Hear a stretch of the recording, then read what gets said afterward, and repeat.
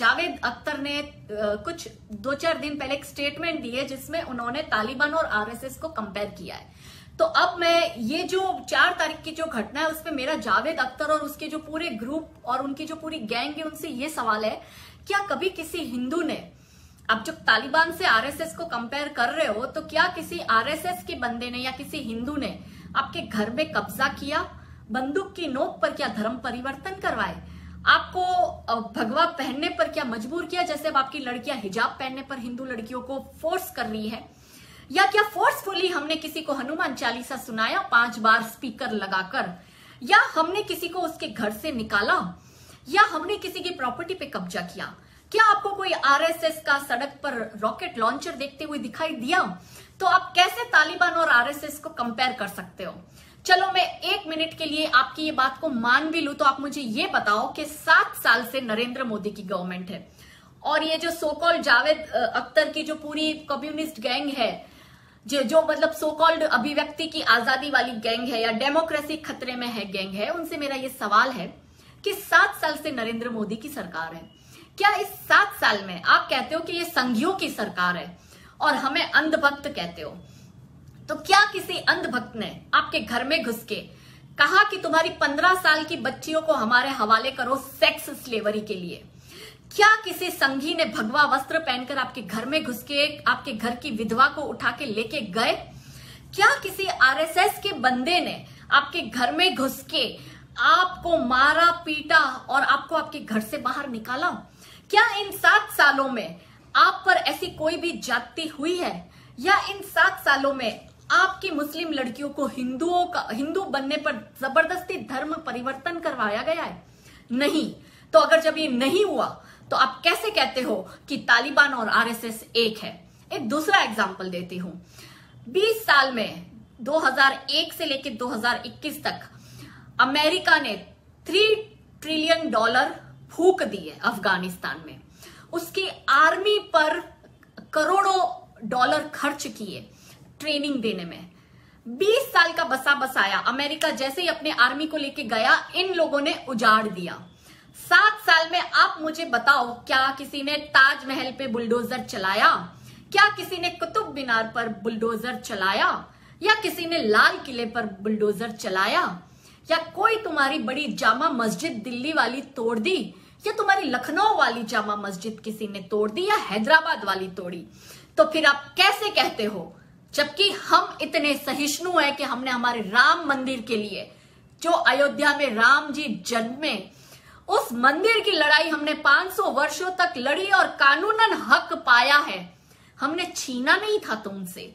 तो तुम जो ये आरएसएस का कंपैरिजन तालिबान के साथ करते हो ना, तो इसका सबसे बड़ा सबूत ये है कि जो तुम सुबह से रात तक भौंकते हो ना संघियों पे और गालियां देते हो ना संघ को, वीएचपी को, या बजरंग दल को, या नरेंद्र मोदी को, भाजपा को, या हम जैसे अंध भक्तों को, अगर तुम्हारी फ्रीडम नहीं होती और अगर तालिबान जैसा होता तो तुम ये लिखने के लायक भी नहीं बचते।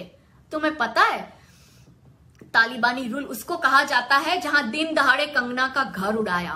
तालिबानी रूल उसे कहा जाता है जहां पे अर्नब पर एक साथ 200 कंप्लेनें ठोक दी। तालिबानी उसे कहा जाता है जब सुधीर चौधरी, रोहित सरदारना, अर्नब गोस्वामी और अमीश देवगन जैसे लोग जब हमारे फेवर की या सरकार के फेवर में कुछ कह देते हैं तो आप उन पे केसेस कर देते हो। तो ये तालिबान है। तालिबान ये है कि आपके मुस्लिम समाज की लड़कियां जो है वो बाहर, घर से बाहर निकलकर हिजाब दे के नाम पर हिंदू लड़कियों को जबरदस्ती रोड पर रोककर हिजाब पहनाती है। और मैं आपको एक बात कहती हूं, आप तालिबान की बात करते हो, अमेरिका के 13 सैनिक मारे, कोई कुछ नहीं बोला। यहां पे 370 हटाई आंदोलन हुआ सीए का, यूनाइटेड नेशन जो है वो पूरी टीम भेजता है कश्मीर में। क्यों अब यूनाइटेड नेशन जो है वो तालिबान में नहीं भेज रहा? क्योंकि ये डर है। जो नसरुद्दीन शाह और जावेद अख्तर जैसे लोग जो भौंकते हैं ट्विटर पे और सोशल मीडिया पे और जो डर की बात करते हैं ना, अगर रियल में भारत में डर होता ना तो तुम इतना भौंकने के लायक अब तक जिंदा ही नहीं होते, तुम्हें मरे हुए 7 वर्ष हो गए होते। तुम समझे? इतने सहिष्णु है, इसलिए हमारी परीक्षा मत लो हमारे सहिष्णुता की। और जब ये एक तरफ इनके 13 सैनिक मारे जाते हैं अमेरिका के, वहीं अमेरिका की 40 यूनिवर्सिटी के कम्युनिस्ट प्रोफेसर मिलकर डिसमेंटलिंग ऑफ ग्लोबल हिंदुत्व का एक एजेंडा चलाते हैं। आयरनी देखिए कि 370 हटाने पर भारत में एक मौत नहीं होती है, फिर भी ये लोग वहां से यूनाइटेड नेशन वाले अपनी टीम भारत में भेजते हैं। कैसे भारत को दबाने की कोशिश हो रही है, ये कैसे इंटरनेशनल साजिश है मैं बताती हूँ, क्योंकि आपने कल का ही डेटा देखा है। 70% विश्व के लोगों ने कहा है कि मोदी जो है वो ग्लोबल लीडर है और सबसे फेमस लीडर है। ये दिक्कत हो रही है इनको, इनके जो बाप है, अभी जब तक ट्रंप था तब तक सब सही था। जो ये जॉ बाइडन है उसको पूरा फंडिंग चाइना ने करा है, जॉर्ज सोरस ने करा है। जॉर्ज सोरस जो है वो कम्युनिस्ट का बाप है और कम्युनिस्ट को जितना भी फंड आता है वो जॉर्ज सोरस की ऑर्गेनाइजेशन करती है। तो ये पूरा एक मुद्दा हटाने के लिए इन्होंने एक मुद्दा खड़ा करा डिसमेंटलिंग ऑफ ग्लोबल हिंदुत्व का, जबकि अमेरिका के सैनिक तालिबान मार रहा है, मुस्लिम को मार रहा है, लेकिन डिसमेंटलिंग ऑफ इस्लामिस्ट कम्युनिस्ट इनको नहीं बोलना है, इनको डिसमेंटलिंग ऑफ ग्लोबल हिंदुत्व बोलना है। और हिंदू चुप है इसमें। अमेरिका की होटल मोटल इकोनॉमी का 90% से ज्यादा कंट्रीब्यूशन भारतीयों का है, हम हिंदुओं का है, मगर हमारा वर्चस्व वहां क्यों नहीं है? क्यों सभी क्रिश्चियन धर्म की बात होती है, इस्लाम की बात होती है, लेकिन हिंदू ह्यूमन राइट्स की बात क्यों नहीं होती है?